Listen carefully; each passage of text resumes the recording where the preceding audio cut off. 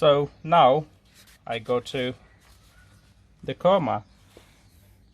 If you look at it, it's exactly the same. Only thing is I'm going to start from bay leaf, onions, and I'm going to add again the ginger and garlic paste, but I add a little bit more than the butter chicken.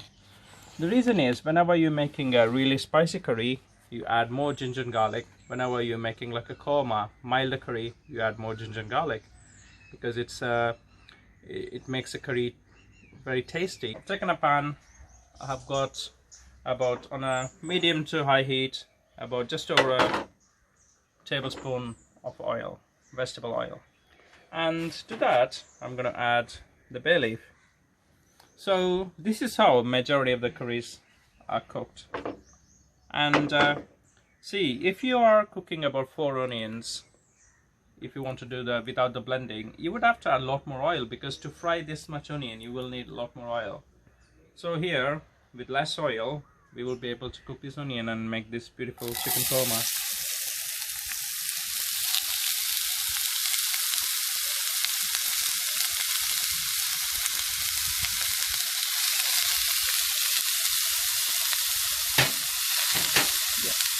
To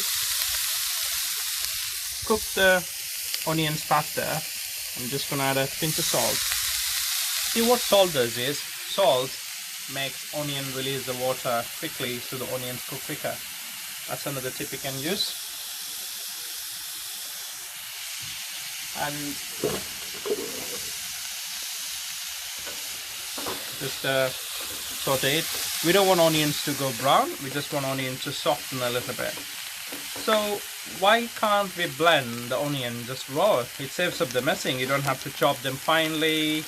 We do certain curries like that, but as I said, just partly cooking the onion, it gets away the bitterness of the onion. It brings out the really nice sweetness of the onion, you know. That's what makes the curries really nice, because the cooked onion, it makes the curries tasty.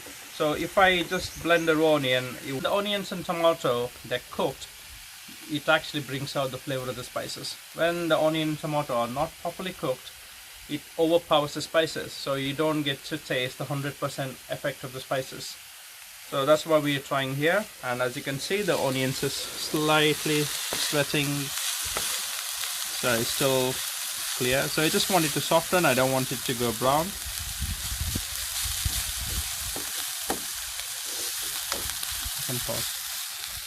Still don't. See, now the onions, you know, sweating, and it's become clearer, transparent. We don't need to brown it, because if I leave it too long, it will start getting burnt and the korma will become brown. Korma should be nice and clean and white. So add the ginger and garlic paste. Just stir it.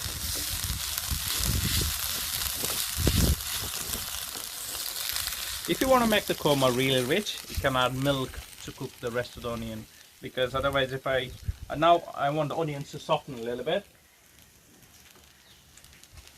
So we've done that, but if I leave it too long, it will go brown. So I'm just going to add about 1 cup of water, which is about like 120 ml. So that way it doesn't get brown anymore, but I still want the onions to cook a little bit smoother, so when we blend it, it becomes nice and smooth paste. Yeah. So to that, I'm also going to add the cashew nuts, which is soaked in warm water for 10 minutes. I'm going to add that as well. So this is more or less all the ingredients we're going to use in the base sauce for the korma. See, the reason I'm not adding the spices, see, onions is soft and transparent. I added a little bit of water, so I want the onions to be just softened enough. When you're blending, you don't need to add extra water, and you know, it's nice and cream, smooth paste. The reason we add cashew nuts, even without adding the cream, it makes the sauce really, really soft. So here actually, for first timers, I want you to try this. So just take a small spoon and just take a little bit of onion out of the water. Yeah, be careful, it's still hot, it's piping hot. Yeah, So you taste it. All you can taste is like partly cooked onion with a bit of ginger and garlic. The reason I want you to do it is, now I'm gonna take it, put it aside on a bowl to allow it to cool down.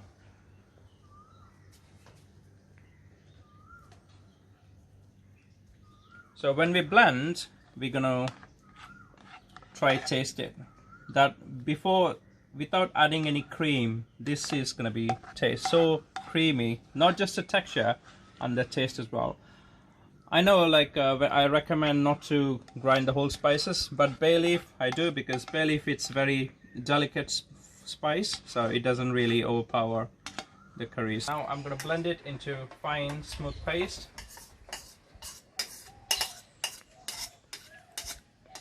Again, never let anything go waste.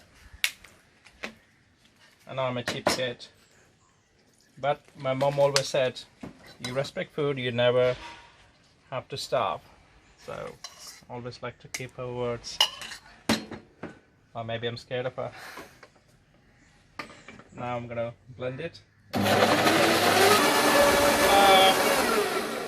It looks like a fine smooth paste, but if you need, you might need to add a little bit of water, but I'm quite happy with it. So you can see, I'm just going to pour it into the same bowl again.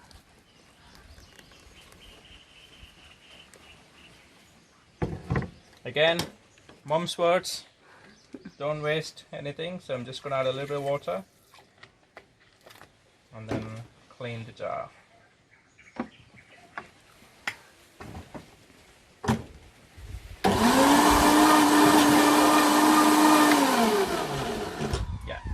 That's it.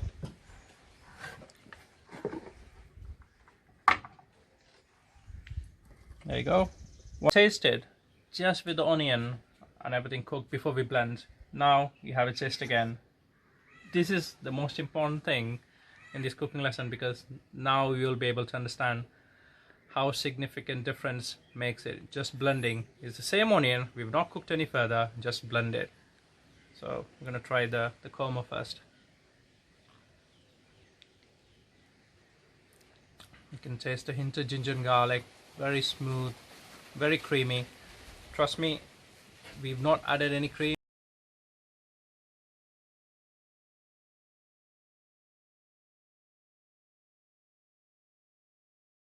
To start with, we're going to do the chicken korma. Very basic. We already blend the onions mixture, and on this plate I have a cinnamon, 2 green cardamom, a bay leaf, and about 4 cloves of garlic, and half an onion finely chopped, 1/6 of a teaspoon of turmeric powder, and half a teaspoon of garam masala. I've got some saffron strands, and half a tablespoon of butter and a tablespoon of cream.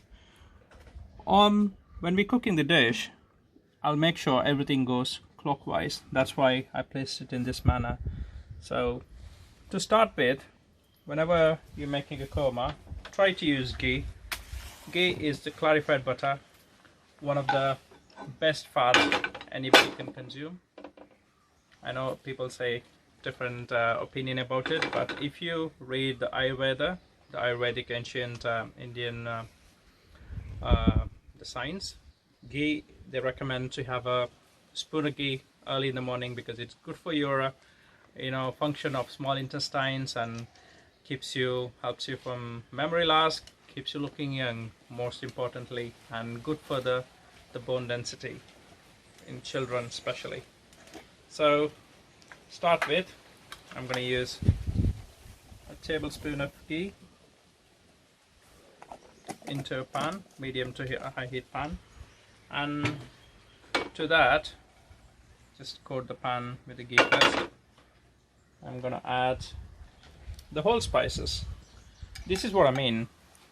If I had taken these spices before and blended, you would have still had bits of it, so it's not very easy to blend the onion and tomato into the smooth paste, because there will be still bits of cardamom and cinnamon and everything. So whenever you eating in a spoon, if they will have find the bits and it overpowers the curry. This way you give the flavor of the spices into the curry, infuse the flavor into the curry without being intrusive.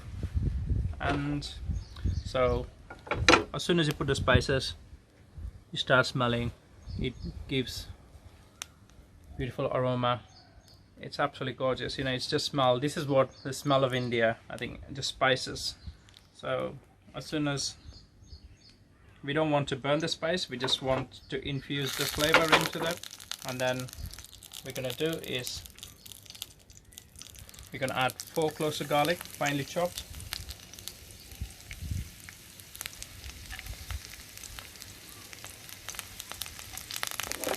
Just to saute. Ghee has a very high melting point, so it doesn't burn the spices. That's why we use ghee. And then now we don't want to burn the garlic. Just gonna use half an onion. Just to saute. So the reason I saved half an onion is, oops. See, what happens is if I just use the powder spices and the spice paste with the chicken, you might as well just use, it feels like you're having sauce out of the can. It's like a pre-cooked. So this one, it gives you the texture. So we're adding the garlic, we're adding the whole spices, we're adding the onion again, you know, so it gives you the texture of a really nice curry, like proper Indian curry. So now the onions going brown. Yeah. So here we're gonna add the chicken.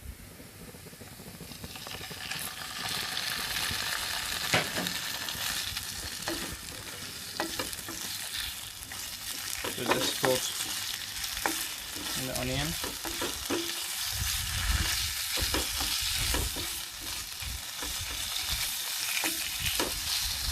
In the restaurant, whenever I did the cooking lesson, always made sure after the onion, I always added the onion paste and the spices. The reason I did that was so that way you can taste if you need to balance, if you need more spices. But if you're cooking at home, I recommend to do it this way, because once you know how much spices you need to use, you can use this right away. So after the onion, I'm gonna use the turmeric and the garam masala. So, but we don't want to leave it too late because the spices will burn. We're gonna add the onion paste.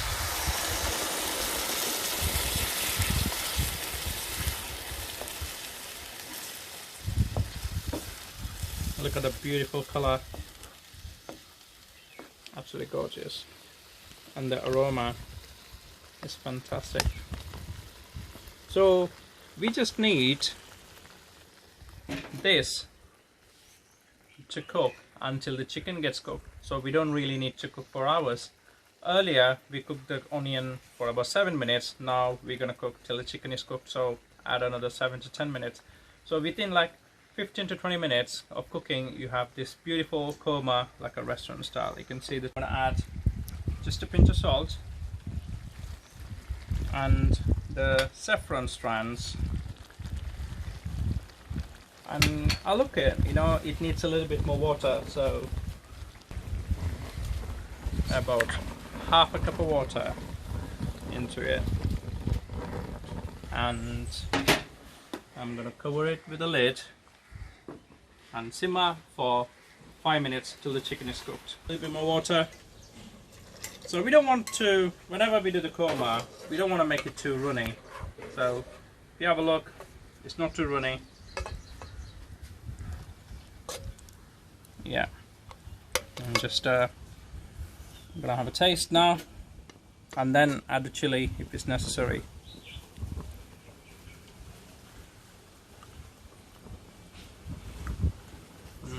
Definitely need salt.